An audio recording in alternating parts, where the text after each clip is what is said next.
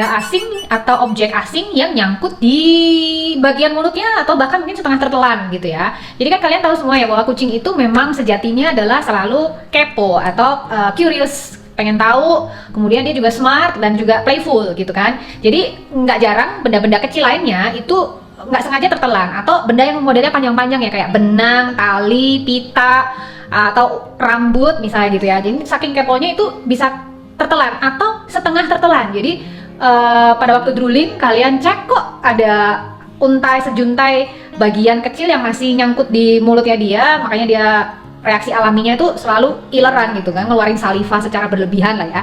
Nah itu jangan ditarik ya teman-teman, jangan ditarik atau dipaksa tarik, karena kita nggak tahu itu nyangkutnya apakah hanya di rongga mulutnya atau sebenarnya setengah udah masuk ke saluran pencernaannya gitu. Jadi lebih baik kalau yang kayak gini lebih aman ya, itu dibawa ke klinik aja supaya pada waktu dokter mengeluarkan ini tuh lebih aman daripada kita lakukan sendiri. Kalau ternyata nyangkutnya sampai ke perut dan ada simpul kusut di perut, itu malah mungkin kalau kita tarik berbahaya. Kucing juga bisa memproduksi saliva atau air liur yang berlebihan ketika di daerah mulutnya ini itu dia terkena benturan, ada luka, atau bisa juga karena trauma sesuatu ya. Jadi benturan, luka terbuka ada di sekitar mulut, lidah, dan hidungnya, itu bisa memicu si kucing ini mengeluarkan air liur yang berlebihan. Misalnya kayak keserempet mobil atau apa dan bagian mulutnya ini luka, ada coak atau berantem sama kucing lain dan lain sebagainya, itu bisa menyebabkan si kucing itu memproduksi air liur yang berlebihan karena ada trauma di bagian sini ya.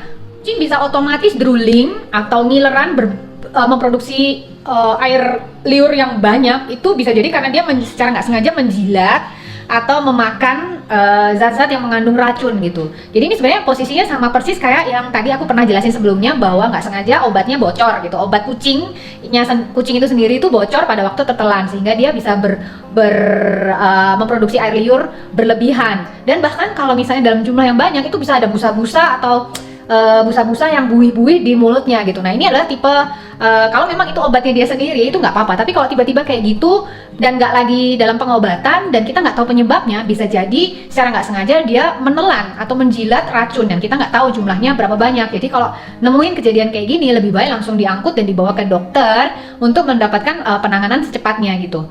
Nah biasanya zat-zat yang mengandung racun itu bisa jadi dari makanan, nggak sengaja makan makanan yang mengandung racun, atau bisa juga dari tanaman-tanaman nih teman-teman, tanaman yang ada di kebun, di halaman, atau bahkan di dalam rumah. Ada beberapa tanaman yang memang bersifat racun buat si kucing kalau kejilat. Atau pada waktu kalian menyemprotkan chemical buat pestisida misalnya, buat tanaman, buah-buahan yang nggak sengaja itu dijilat sama si kucing ini gitu. Lalu yang selanjutnya, ini pernah kejadian sama aku, adalah racun, yang biasanya racun ini untuk membasmi binatang lain, entah itu racun semut, entah racun tikus atau apapun yang nggak sengaja dijilat oleh si kucing ini, bisa jadi menyebabkan dia tiba-tiba ngiler banyak dan ada busa-busa kecil. Nah itu lebih baik langsung diangkut ke dokter deh, supaya nggak ketelatan. Kemungkinan lain yang bisa jadi si kucing teman-teman ini itu drooling atau mengeluarkan banyak air liur disebabkan karena si terinfeksi oleh virus kaliki atau virus herpes ya. Keduanya ini sebenarnya adalah virus yang menjadi penyebab infeksi saluran pernapasan atas pada kucing. Tapi gejala lain yang muncul itu biasanya juga timbul sariawan di mulutnya. Oleh karena ada sariawan inilah yang menyebabkan kenapa si kucing itu kalau terkena kedua virus ini biasanya juga sering mengeluarkan. Jika kucing teman-teman terinfeksi sama virus ini, biasanya memang ada gejala seperti flu ya, tapi ada juga kasus yang kena kaliki atau herpes tapi nggak terlalu seperti flu, tapi biasanya juga yang paling ini tuh adalah sariawan ya.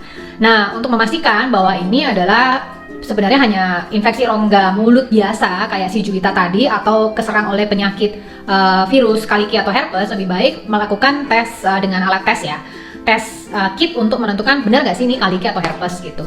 Nah, untuk khusus penyakit ini nanti aku bahas di video yang terpisah ya teman-teman.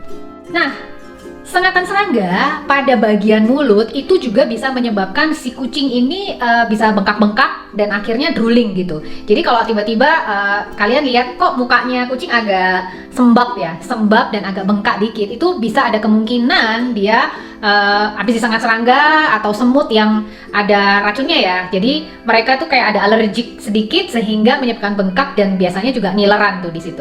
Satu lagi nih teman-teman yang menyebabkan kucing itu memproduksi air liur yang berlebihan atau drooling ya, yaitu kalau misalnya dia gejala kena heat stroke. Ini juga pernah terjadi sama hewan peliharaanku yang lainnya ya. Cuaca lagi panas banget, terus kemudian nggak ada tempat neduh, kemudian dehidrasi, nggak tersedia air minum yang cukup ya, dan suhu tubuhnya mereka tuh jadi meningkat, maka dia bisa mengalami gejala heat stroke. Salah satunya adalah biasanya mereka kan buka mulutnya dan terengah-engah. Ya, kayak gitulah ya, biasanya mereka akan panting, jadi mereka juga gejalanya itu ngiler gitu. Jadi drooling atau ngiler, keluar air liur yang cukup banyak dari mulutnya. Nah, kalau tanda-tanda itu terjadi dan suhu tubuh kalau diukur biasanya juga panas gitu.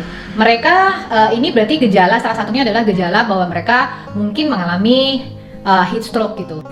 Jadi memang teman-teman, biasanya kucing itu memang naturally nggak drooling, tapi karena once in a while bisa terjadi, asalkan kita tahu penyebabnya itu adalah hal-hal yang normal kayak makanan, excitement, stress, atau perasaan contentment, relax, dan lain sebagainya, itu fine-fine aja, normal. Tapi kalau udah ada gejala lain di fisiknya, misalnya kayak sariawan, kemudian mungkin ada nausea atau vomit gitu ya, nah itu perlu kita memberikan perhatian khusus buat kucing kita supaya kalau ada apa-apa nggak keterlatan gitu. Alright teman-teman, semoga ini videonya bermanfaat dan nanti kita ketemu lagi di video-video lainnya ya. Oke, ciao, miau miau, muah.